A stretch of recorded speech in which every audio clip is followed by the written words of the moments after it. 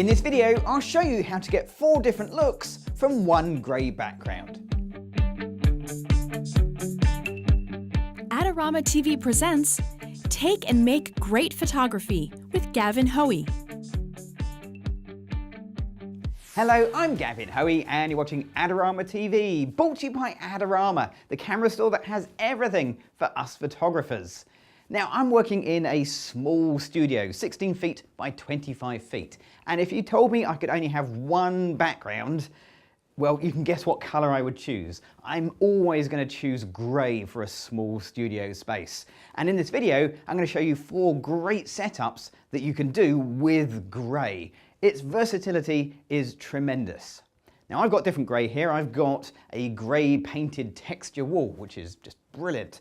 But you could do something simple like have grey seamless paper, or even down the DIY route with some grey material. This is kind of stretchy fabric that really works rather well. Whatever you use, if you're working in a small studio, grey is your best choice. So let's get a model in, let's get some light set up, let's take some pictures. So today I'm joined in the studio by Beth. Beth's going to be the model against the grey background, and this grey background is just a plain paper grey background. Now, we're going to start with a very simple lighting setup, and then we'll get more interesting and imaginative as this progresses. So I've just got a single softbox with the streak light, and because of the distance between Beth and the background, we should end up with a background that looks pretty similar to the colour you see here. Now, we will test that by doing some shots. I've metered this out already, f4. Let's get some pictures in the bag. Here we go. Okay, Beth, here we go.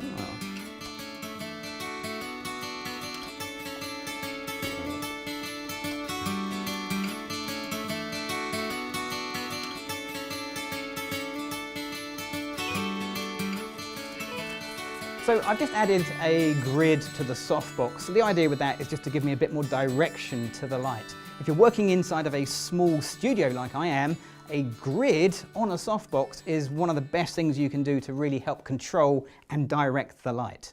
So let's get Beth just to step backwards against the background for me. Lovely. And I'll bring the light in right in front of you. Like that. Now, because I've moved the light, I've got to remember to meter the light. So with the flash meter underneath Beth's chin, I'm still getting f4, so I'm still on exactly the same aperture I was on before. Okay, let's just take a couple of shots like that.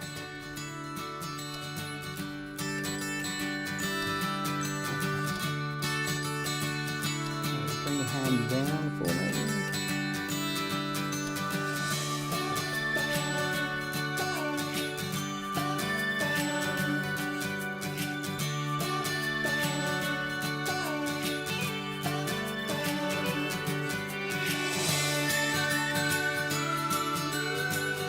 So with the grey shot done, let's do black. This grey background can go black really easily using the inverse square law. Now, if you want to find out more about the inverse square law, check out the Adorama Learning Centre, where you'll find tons of information on how you can use it to your advantage. But all I need to do is ask Beth just to step forward for me. So if you can come in a little bit, that's perfect.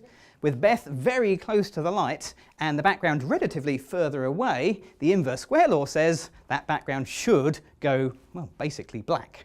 I've still got the grid on the front of here. That grid is still going to help me give direction to the light. Of course, I need to re-meter, so I'll get my flash meter, pop it underneath Beth's chin. I'm getting f5.6. I could either adjust the flash or just dial in f5.6. That's what I'm going to do. Let's take a shot and see if it goes black. And yes, it does. With the light really close to the model, it's not too difficult to make the grey background drop out to black. So we could also make the background go the opposite to black. We can go white by adding a second light. So if I get a second streak light and put it right in behind Beth, and it is in as close to the back of Beth as I can get because this is a tiny studio space, we don't have a lot of room. I'm going to meter that out. Let's just see what it comes. And I'm actually interested in not how much light is falling onto the background, I'm interested on how much is falling onto the back of Beth's head. Now, if you want to find out why that's important, there's a video on, you guessed it, Adorama TV, about how to make your white backgrounds really white. I can see that the amount of light on the back of Beth's head is no more than on the front. That means we shouldn't burn out the hair. Let's take a shot, see how that looks.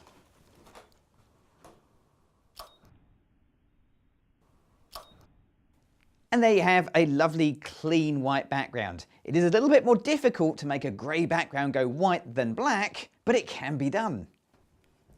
So we've done grey, we've done white, we've done black. Well, grey can do one more thing as well. It can go any colour you like with some gels. Now, gels come in different sizes and shapes and colours. These are the gels that you can get specifically for the streak-like kit. I've got a sort of red and a blue.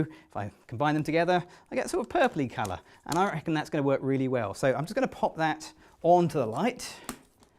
Okay, now that's going to affect the exposure. When you have a gel in front of the light, less light's going to come through. So it's a good idea to meter, get an idea of what sort of exposure you're likely to get.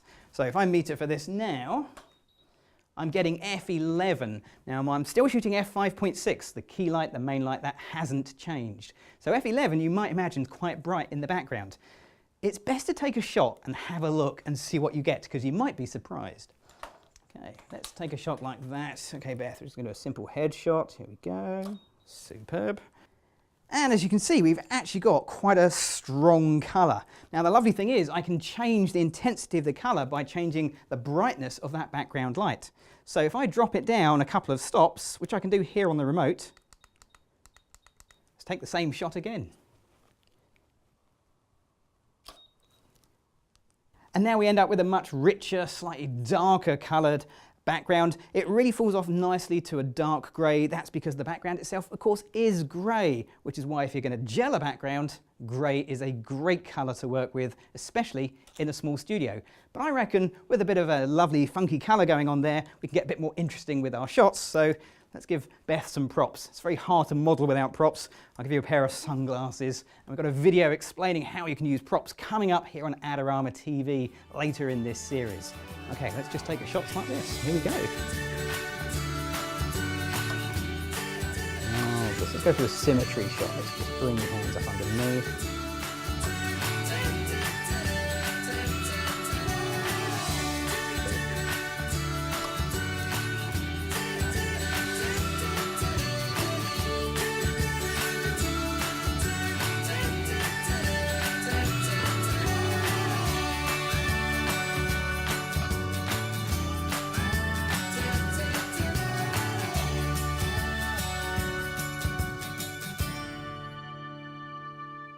So now you know why grey is the background colour of choice for me in my small studio. And over the next series of videos, I'll be working with grey backgrounds in lots of different ways. Now, if you want to see those videos and the other amazing videos from the fantastic presenters right here on Adorama TV, you know what you've got to be doing? You've got to be clicking on that subscribe button. I'm Gavin Hoey. Thanks for watching. Do you want great looking prints at low cost? Be sure to visit our easy to use online printing service. Adorama Pix has professionals who treat your images with the utmost care that you can count on. For a quick turnaround on photos, cards, or albums, use AdoramaPix.com.